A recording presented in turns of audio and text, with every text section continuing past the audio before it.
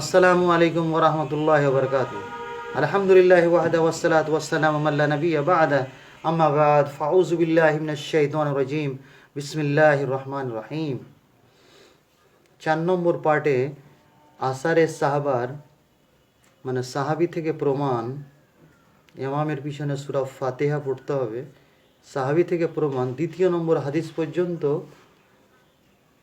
আলোচনা করেছি 4 নম্বর পার্টে। আজকে 5 নম্বর পার্টটি আলোচনা করছি, যেটা সাহাবী থেকে প্রমাণ ইমামের পিছনে সূরা ফাতিহা পড়া যায় কিনা।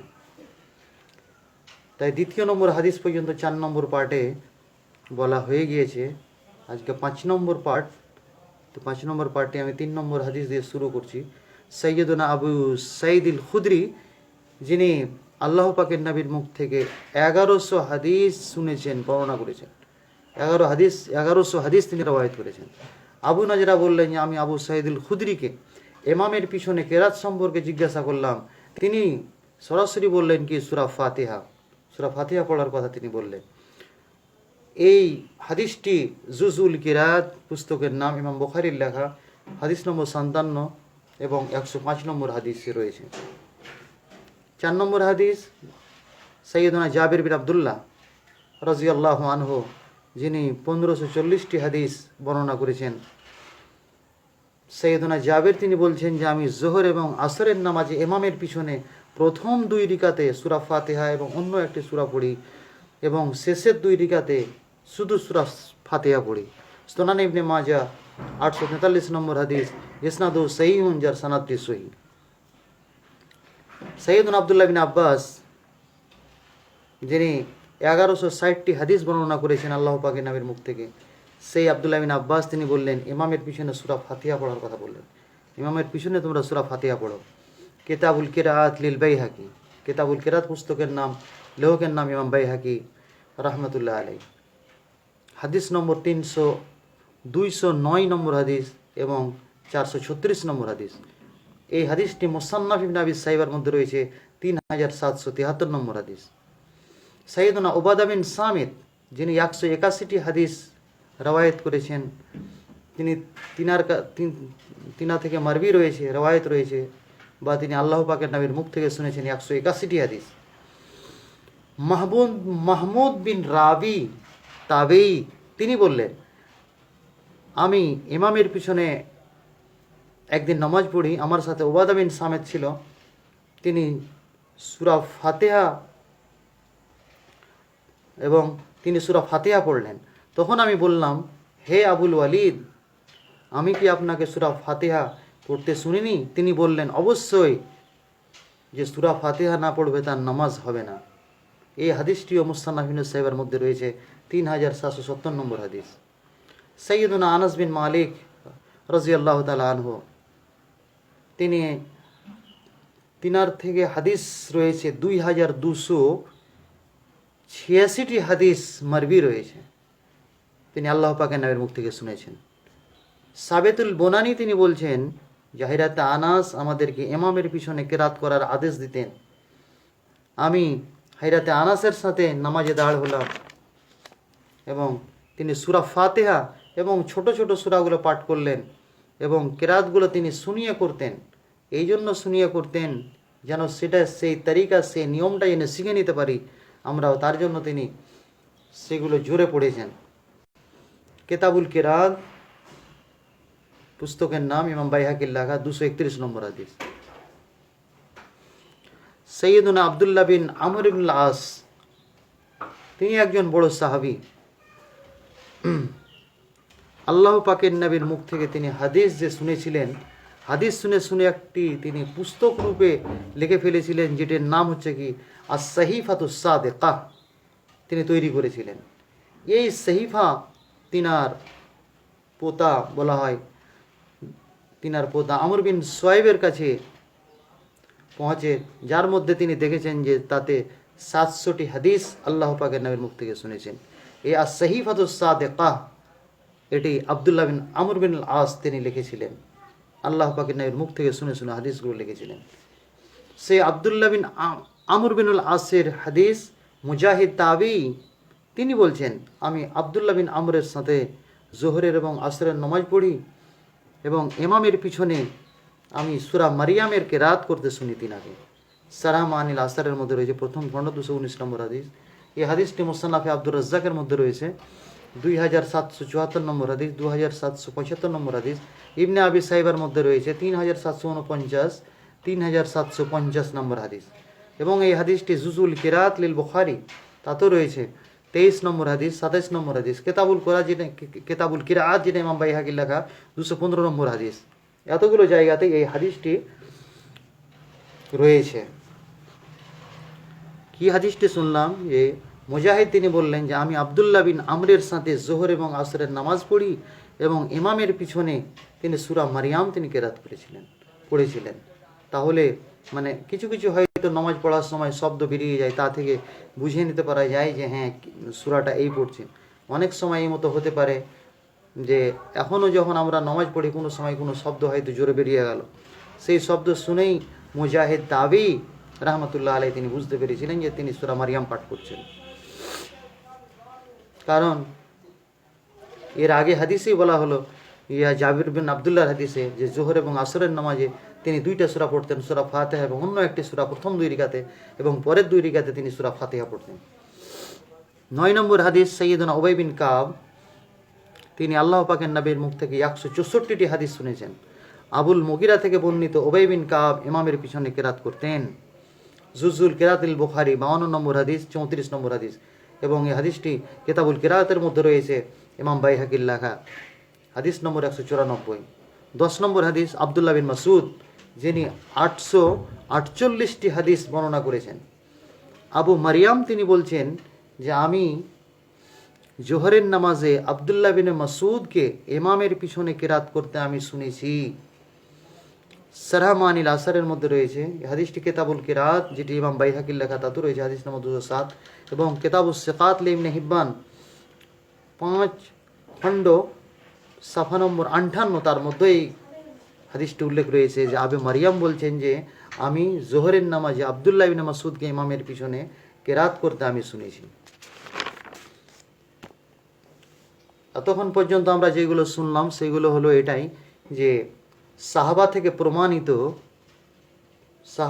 সাহাবী থেকে প্রমাণ রয়েছে কিনা ইমামের পিছনে কেরাত করার, সেগুলো আমরা প্রমাণ পেলাম বা বুঝতে পারলাম যে সাহাবারাও ইমামের পিছনে কেরাত করেছেন, সূরা ফাতিহা পাঠ করেছেন, সিররি নামাজে এবং জেহরি নামাজেও পাঠ করেছেন।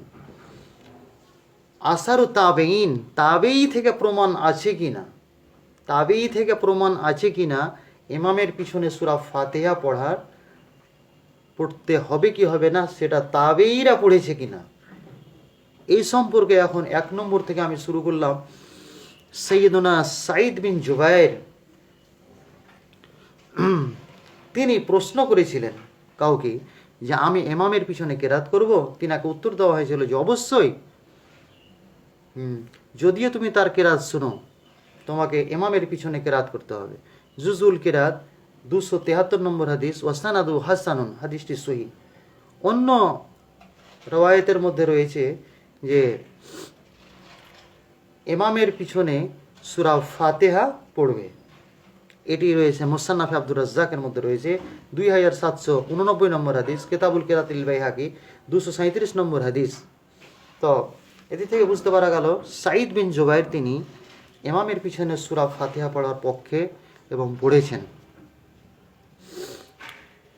দ্বিতীয় নম্বর হাদিস যেটি হাসান বাসারি তিনি বলছেন ইমামের পিছনে প্রত্যেক নামাজে সূরা ফাতিহা আস্তে করে পড়ো, এই কথা তিনি বলেছেন হাসান বাসারি। তাহলে 2 জন তাবেঈ থেকে আমরা সূরা ফাতিহা পড়ার কথা বুঝতে পারলাম। এই কথাটি হাসান বাসারির কথাটি রয়েছে কিতাবুল কিরাত পুস্তকের নাম, ইমাম বাইহাকির লেখা 222 নম্বর হাদিস। মুসান্নাফ ইবনে সাইবার মধ্যে রয়েছে 3762 নম্বর হাদিসের মধ্যে। 3 নম্বর হাদিস, আমেরুস সাবি তিনি বললেন জোহর এবং আসরের নামাজে ইমামের পিছনে সূরা ফাতিহা এবং অন্য একটি সূরা এবং শেষের 2 রিকাতে শুধু সূরা ফাতিহা। মুস্তানাফ ইবনে সাইবা 3764 নম্বর হাদিস, ওয়া সানাদু সহিহুন, এবং সানাদটি হচ্ছে সহিহ। ইমাম সাবি ইমামের পিছনে কেরাত করাটাকে তিনি ভালো মনে করতেন। মুসান্নাফ ইবনে সাইবা 3772 নম্বর হাদিস এবং সনাদটি সহিহ। ওবাইদুল্লাহ বিন আব্দুল্লাহ বিন উতবা ইমামের পিছনে সূরা ফাতিহা তিনি পড়তেন, তিনিও একজন তাবেঈ। মুসান্নাফ ইবনে আবি সাইবার মধ্যে রয়েছে 3750 নম্বর হাদিস ওয়া সানাদুহু সহিহুন এবং সনাদটি সহিহ। আবুল মালিহ উসামা বিন উমাইর তাবেঈ ইমামের পিছনে সূরা ফাতিহা পড়তেন। মুসান্নাফ ইবনে সাইবা 3768 নম্বর হাদিস ওয়া সানাদুহু সহিহুন, সনাদটি সহিহ এবং জুজুল কিরাত ইমাম বাইহাকির লেখা পুস্তক 46 নম্বর হাদিসও এই কথা উল্লেখ রয়েছে। হাকাম বিন উতাইবা তিনি বললেন,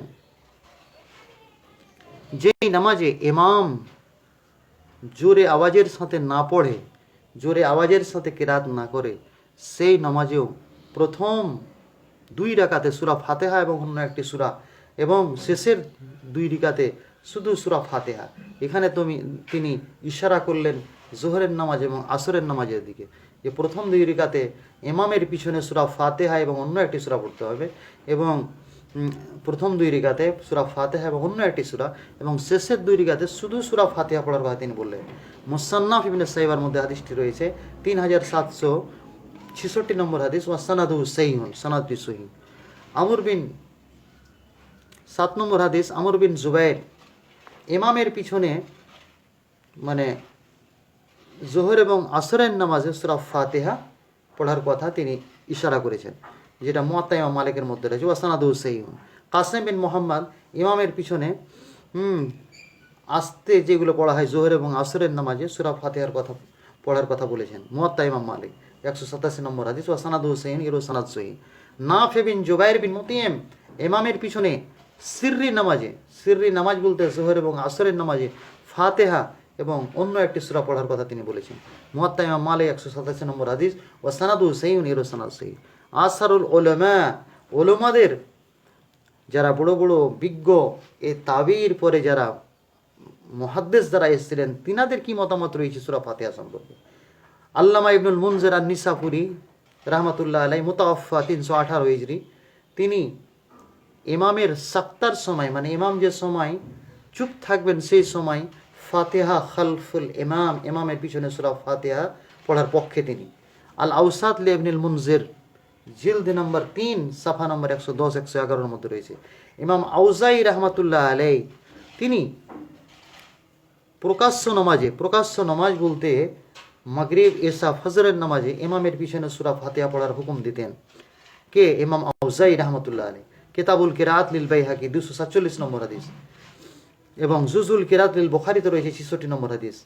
ইমাম শাফি রাহমাতুল্লাহ আলাইহি 3 নম্বর, প্রথম নম্বর ইবনুল মুনজির কথা বললাম, দ্বিতীয় নম্বর ইমাম আউজাই, 3 নম্বরে ইমাম শাফি রাহমাতুল্লাহ আলাইহি তিনি বললেন, কোনো মানুষের নামাজ জায়েজ হবে না যতক্ষণ পর্যন্ত সে সূরা ফাতিহা যতক্ষণ পর্যন্ত না পড়বে। এতে ইমাম হোক বা মুক্তাদি হোক, বা ইমাম প্রকাশ্যে কেরাত করছে কিংবা আস্তে করুক, মুক্তাদির ওপর মানে ইমামের পিছনে যে থাকবে তার ওপর 2 প্রকারের নামাজে জোরে যেখানে কেরাত করবে ইমাম মানে মাগরিব এশা ফজর সেই নামাজেও এবং জোহর এবং আসরের নামাজেও 2 প্রকারের নামাজেই তিনি সূরা ফাতিহা পড়ার কথা বললেন ইমাম শাফি রাহমাতুল্লাহ আলাইহি। হাসিয়া জুজুল কিরাত 226 নম্বর হাদিস ও মারিফাতুস সুনান ওয়াল আসর লিল বাইহাকি জিলদ নম্বর 2 সাফা নম্বর 58 নম্বর হাদিস নম্বর 928 ও সানাদুহু সহিহুন, সনাদটি সহিহ। এই কথাটি যিনি বর্ণনা করেছেন যে রাবি, সে রাবির নাম হচ্ছে রাবি বিন সুলাইমানুল মুরাদি। তিনি বললেন ইমাম শাফির এই যে শেষ কথাটি, এই কথাগুলো নেওয়া হয়েছে একবারে শেষ জীবনের দিকে তিনার কাছ থেকে এই কথাগুলো শোনা হয়েছে, কিন্তু এই কথার বিপরীত কথা কিছু কেতাবুল উমের মধ্যে রয়েছে। তিনার লেখা হাদিসের কেতাব রয়েছে কেতাবুল উম, সেই কেতাবের মধ্যে কিছু কথা এর মতো আছে যেটা এগুলো কথার হয়তো উল্টা তিনি হয়তো বলেছেন, সেগুলো কথা সঠিক নয়, সনাদ হিসেবে ঠিক নয়, হয়তো মুজমাল কিংবা মুবহাম, সন্দেহজনক কথা। আর এই কথা তিনি প্রকাশ্যে স্পষ্ট করে গেছেন, এই কথাটাই সবচেয়ে হচ্ছে কি সহি কথা, যার মধ্যে কোনো সমস্যা নেই, অসুবিধা নেই। আর এই মুবহাম মানে সন্দেহজনক কথা কেতাবুল উমের মধ্যে রয়েছে, আর এটা তিনার প্রকাশ্য কথা, যেই কথাটি বললাম ইমাম সাফির, যেটি মারিফাতুস সুনান ওয়াল আসারের মধ্যে রয়েছে, যেই পুস্তকটি ইমাম বাইহাকির লেখা, জিলদ নম্বর 2, খণ্ড নম্বর 2, সাফা নম্বর 58, হাদিস নম্বর 928 এবং সনাদটি সহি। আবদুল্লাহ ইবনুল মুবারক তিনি ইমামের পিছনে কেরাত করার তিনি পক্ষে ছিলেন, যেই কথাটি আপনি পেয়ে যাবেন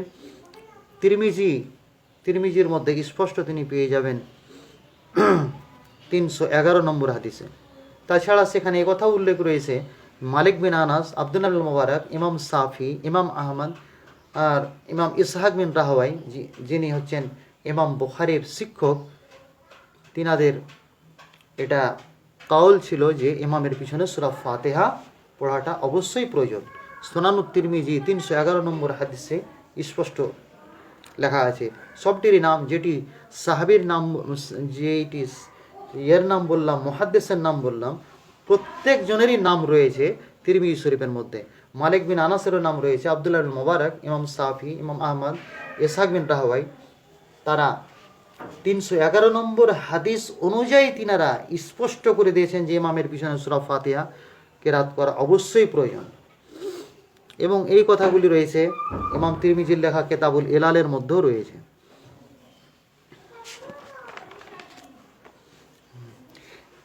5 নম্বরে ইমাম বুখারী রাহমাতুল্লাহ আলাইহি তিনি প্রকাশ্য নামাজ এবং গোপনীয় নামাজ, দুই রকম নামাজই তিনি ইমামের পিছনে কেরাত করার তিনি পক্ষে ছিলেন। কারণ তিনি বাব বেঁধেছেন হাদিসের মধ্যে, অধ্যায় বেঁধেছেন, বাব উজুবিল কিরাআতি লিল ইমামি ওয়াল মা'মুমি ফিস সালাওয়াতি কুল্লিহা ফিল হাজারি ওয়াস সাফারে ওয়া মা ইউজহারু ওয়া মা ইউখাফাতু। ইমাম এবং মুক্তাদির জন্য কেরাত করা হচ্ছে কি ওয়াজিব, এতে সফরে হোক কিংবা বাড়িতে হোক, প্রত্যেক অবস্থায়, প্রকাশ্য নামাজে হোক কিংবা প্রকাশ্য নামাজে না হোক, গোপনীয় নামাজে হোক, গোপনীয় বলতে জোহর আসরের নামাজে হোক, কেরাত করা হচ্ছে কি ওয়াজিব। কেরাত বলতে এখানে যে কেরাতের কথা তিনি বলেছেন, কেরাত বলতে সূরা ফাতিহা। ইমাম বুখারী বাব বেঁধে তিনি প্রমাণ করে দিয়েছেন ইমামের জন্য এবং মুক্তাদির জন্য প্রত্যেক নামাজে, সফরে থাকুক কিংবা বাড়িতে থাকুক, প্রত্যেক নামাজে হচ্ছে কেরাত করাটা হলো ওয়াজিব। তিনার প্রকাশ্য নামাজে হোক, মানে মাগরিব, এশা, ফজরের নামাজে হোক, অথবা এই জোহর আসরের নামাজে হোক, যে কোনো নামাজেই তাকে সূরা ফাতিহা পড়তেই হবে। তিনি হাদিস নম্বর 755, হাদিস নম্বর 756 নিয়ে এসে তা স্পষ্ট করেছেন। ইমাম বুখারী তিনি হাদিসের ব্যাপারে কতটা বিজ্ঞ ছিলেন সকলেরই জানা, যিনাকে আমিরুল মুমিনিন ফিল হাদিস বলা হয়। তিনি এই বাব বেঁধে স্পষ্ট করেছেন, প্রকাশ করেছেন সারা পৃথিবীর সামনে যে ইমাম এবং মুক্তাদির জন্য কেরাত করা সূরা ফাতিহা পড়াটা হলো ওয়াজিব। এতে সফরে হোক কিংবা সেই বাড়িতে থাকুক, প্রকাশ্য নামাজে হোক, প্রকাশ্য নামাজ বলতে মাগরিব, এশা, ফজরের নামাজে হোক কিংবা জোহর আসরের নামাজে হোক, সূরা ফাতিহা পড়াটা ওয়াজিব। আল্লামা ইবনে খুজাইমা আন-নিসাপুরি মুতাওয়াফা 311, তিনি প্রকাশ্য নামাজে ইমামের পিছনে কেরাত করার পক্ষে ছিলেন। সহিহ ইবনে খুজাইমা 1581 নম্বর হাদিসের আগে কথাটি উল্লেখ রয়েছে। ইমাম ইবনে হিব্বান তিনিও ফাতিহা খালফুল ইমামের তিনি কায়েল ছিলেন, ইমামের পিছনে সূরা ফাতিহা পড়ার তিনি পক্ষে। সহিহ ইবনে হিব্বান 1791 নম্বর হাদিসের আগে এই কথা উল্লেখ রয়েছে। ইমাম বাইহাকি রাহমাতুল্লাহ আলাইহি তিনার ব্যাপারে তো কোনো অসুবিধাই নেই, তিনি কেরাত ও খালফাল ইমাম, ইমামের পিছনে কেরাত সম্পর্কে তিনি স্পষ্ট কিতাব লিখে ফেলেছেন। তাছাড়া তিনি as-সুনানুল কুবরা লিল বাইহাকি, তাতেও তিনি বলেছেন, মারিফাতুস সুনান ওয়াল আসার, তাতেও তিনি স্পষ্ট করে দিয়েছেন যে সূরা ফাতিহা পড়তে হবে। সূরা ফাতিহা পড়ার পক্ষে তিনি পুরোপুরিভাবে হাদিস নিয়ে এসেছেন। এই সমস্ত আল্লাহ পাকের নবী থেকে প্রমাণ, আল্লাহ পাকের নবী থেকে প্রমাণের কথা আমরা পেয়ে গেলাম যে দয়ার নবীও তিনি সূরা ফাতিহা পড়ার কথা বললেন, লা সালাতা লিমান লাম ইয়াকরা বিফাতিহাতিল কিতাব। তাছাড়া সাহাবা কেরাম থেকেও প্রমাণ পেয়ে গেলাম, তাবেইন এজাম থেকেও আমরা প্রমাণ পেলাম। তারপরে যেইগুলো সব থেকে ভরসা যায়, যেই সব মুহাদ্দিসের ওপর করা যায়, তাদের থেকেও প্রমাণ পাওয়া গেল, কাউল এবং ফেল সব রকমই, যেগুলো কোনোটাই কোরআন মাজিদের খেলাফ নয় কিংবা কোনো হাদিসের খেলাফ নয়, কোনো ইজমার খেলাফ নয়। তাহলে এই 3 রকমের প্রমাণ আমাদের সামনে স্পষ্ট হয়ে গেল একটা প্রথমে আলোচনা করেছি প্রথম পার্ট থেকে আল্লাহ নবী থেকে প্রমাণের কথা, সূরা ফাতিহা ইমামের পিছনে পড়তে হবে। তারপরে বলা হলো সাহাবীর থেকেও প্রমাণ যে ইমামের পিছনে সূরা ফাতিহা পড়তে হবে, তাবেই থেকে প্রমাণ যে ইমামের পিছনে সূরা ফাতিহা পড়তে হবে, বড় বড় মুহাদ্দিসিন থেকেও প্রমাণ ইমামের পিছনে সূরা ফাতিহা পড়তে হবে। তো আল্লাহ পাক আমাদের যেন এই সেই হাদিসের উপর আমল করা তৌফিক দান করে, এবং আমরা যেন ইমামের পিছনে সূরা ফাতিহা পড়ার যেন আমরা চেষ্টা রাখি, যেন আমাদের নামাজটা যেন কাবিল কবুল হয়। এমন না হয়ে যায় যে আমি 40 বছর 50 বছর ধরে আপনি নামাজ পড়ছেন কিন্তু সূরা ফাতিহা পড়লেন না। সূরা ফাতিহা না পড়ার কারণে আপনার নামাজ যেন নষ্ট না হয়ে যায়, বেকার না হয়ে যায়। তাহলে শেষখানে এর যারা বলছে কি যে চুপ থাকার কথা, যখন পড়বে তখন চুপ থাকবে, তো তার সারাংশ হিসেবে বলা যেতে পারে যে ইমামের পিছনে সূরা ফাতিহা ছাড়া কোনো কেরাত, জোরে কেরাত করা যাবে না। আচ্ছা, দ্বিতীয় নম্বর কথা, প্রকাশ্য নামাজে সূরা ফাতিহা ছাড়া কিছু পড়া যাবে না, শুধু সূরা ফাতিহা পড়া যাবে। আর ইমামের পিছনে জোরে কেরাত করা যাবে না, ইমামের পিছনে আস্তে কেরাত করতে হবে, এবং ইমামের পিছনে সবসময়কার জন্য সূরা ফাতিহাই পড়তে হবে। অন্য কেরাতের সময় আপনাকে চুপ থাকতে হবে। এই ব্যাপারে স্পষ্ট করে দিয়েছেন আল্লামা ইবনে আব্দুল বার মুতাওয়াফা 463, তিনি বলেছেন ওয়াকাদ আজমাল উলামা ও আলা আন্না মান কারা খালফাল ইমাম ফাসলাতুহু তাম্মাতুন ওয়ালা ইয়াদাতা আলাইহি, যে তিনি বললেন যে উলমাদের ইজমা রয়েছে যে ইমামের পিছনে সূরা ফাতিহা পড়তে হবে, তাহলে নামাজ মোকাম্মল হবে, পূর্ণ হবে, নামাজ দ্বিতীয়বার পড়ার প্রয়োজন হবে না। আল ইস্তেজকা দ্বিতীয় খণ্ড 193। তাছাড়া আব্দুল হাই লখনবী হানাফি তিনি প্রকাশ্য স্পষ্টভাবে তিনি বলে দিয়েছেন লাম ইয়ারিদ ফি হাদিসিন মারফুইন সাহিহিন আন নাহয়ু আন কিরাআতিন তিল ফাতিহাতে খালফাল ইমাম ওয়া কুল্লু মা যাকারুহু মারফুআন ফিহি ইম্মা লা আসলা লাহু ওয়া ইম্মা লা ইয়াসিহু।